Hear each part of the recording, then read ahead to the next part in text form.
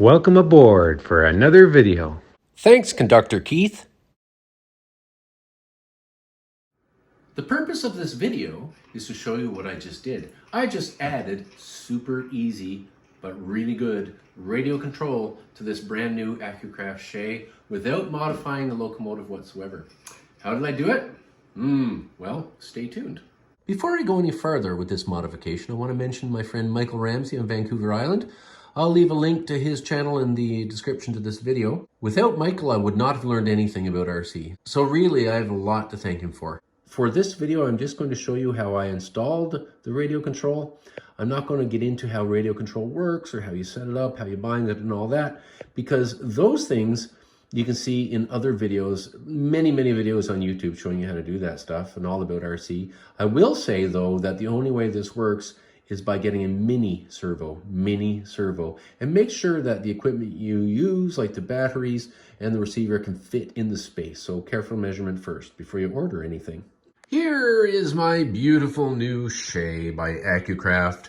Not an easy engine to RC, methinks. Certainly not built for it. There's not a lot of places to hide servos to operate the regulator. So I think what I'll do is I'm going to put a servo right here and just run the forwarder and reverser. The lower gearing of this engine, I am hoping, crossing fingers, will allow this to work. I did try this method on my Accucraft Sabrina to just use the reverser, but there was just too much pressure going to the cylinders and it really didn't like it at all. But I think with a geared down locomotive like this, it should be okay. We'll see. Knocking on wood. So we take a servo like this and I'm going to cut the tabs off. In fact, I've cheated and already cut the tabs off. Then I'm just going to mount it right here. See? It should operate the reverser back and forth there. The wire can just slip down in here. And this piece here is not as high as the bottom of that. So the wire actually has room to fit in there. So when looking at all the bits and bobs that come with the servo, I think I'll use this one, but I'll cut off 3 of these arms and just have the small arm. You want to go with not noticeable as much as possible. All right, so the little nut that holds this in forward and reverse needs to come out so that it slides freely. There you go. Oh, it's in tight. Now, see? Easy. The servo will just make that go back and forth. No problem. So as you can see, I have my receiver. Now, I'm not going to use an on-off switch. I've used a plug where I've stripped off the bits of the plug that clip it together, so it's a nice tight slide fit now. And when I want to run the locomotive, I just plug it in. It turns on the receiver as well. Because there's a lack of space in here, so I want to not have to have a on-off switch if possible. So what you do then is it's the same width pretty much as this particular receiver. So I just tuck that down there and the antenna down there, and there's your receiver. So here is my battery pack. I've got AAA batteries on the charge right now to put in here. And yes, this is how I insulated my wires with hot glue. Doesn't look pretty, but it works. It's better than those screw things you put on there, and I just out of that tubing stuff, and I keep forgetting to get it. The reason for the twin AAA packs is to fit in here. There's a lip right there I need to fit under. So I put one battery in there like that, and I put the other part of the battery pack in under there like that. So the other part of this, of course, is the receiver. So this is 3M stuff that's all weather, so outdoors, indoors can get wet. I'm just going to take this stuff, and I'm going to mount this right in here, right there, right about right there, and press it on. Press. Now that will give a little bit of flex. See, there's a little flex in there. That's nice. You want that? It's not a hard solid mounting. I prefer this. So this is nice because the wire trunks right in there.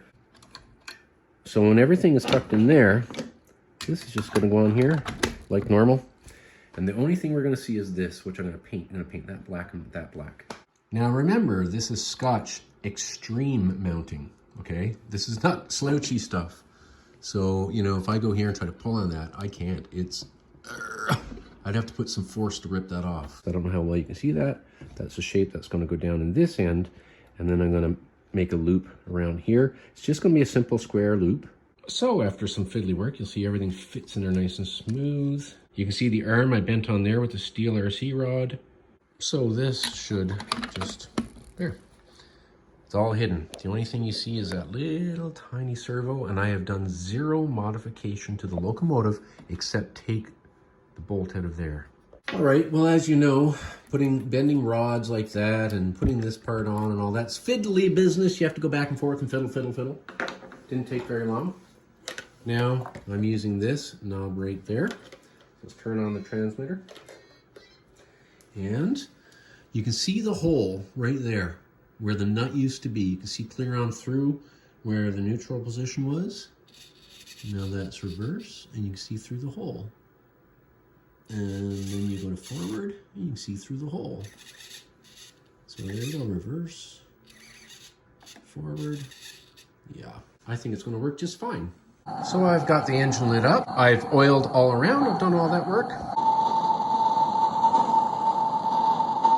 As you can see down there, I've got a warm tap water bath. And it's still, you know, it's nice and dry in there. So that's good. Okay, so I did test it back and forth a bit. Watch this.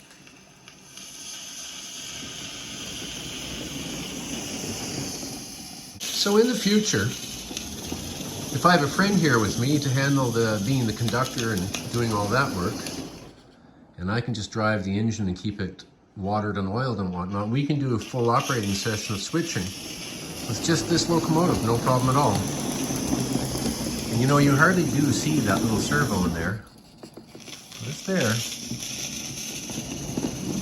Yeah, this is simplicity itself in RC. It's also really nice to be able to stop at the station.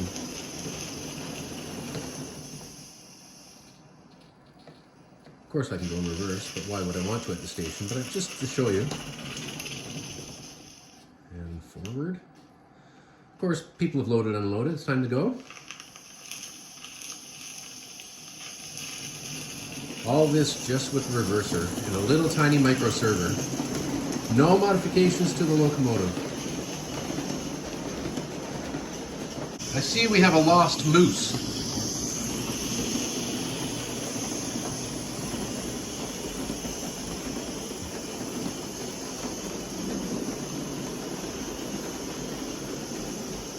You know, Marge, I think this locomotive is now going to be Terry's favorite. Oh, I know, Henry, I know. Yes, he's always loved Shays, and he likes them RC as well.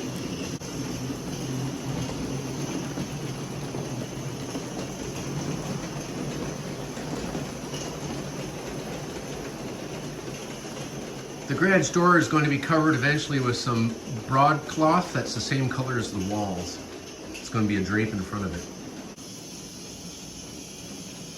Of course, we see the Friar here at his favorite train watching location, and he hopes that people will subscribe, like, comment, and share this video so we can help encourage our love of trains.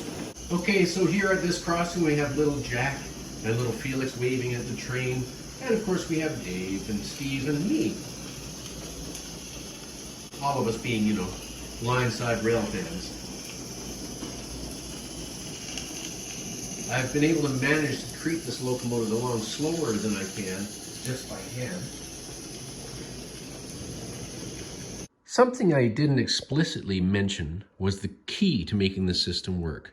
When you're up to steam, I've discovered that on this locomotive, about right there, is a little fast for a Shay, just a little bit. Shays are, of course, known to be very, very slow-geared engines. So once I was up to steam, I just left it there and did all the driving with just the reverser. Vihan, the driver, is very pleased with this run. Makes his life a little easier, not having to control all the knobs. And of course, our fireman is very happy too.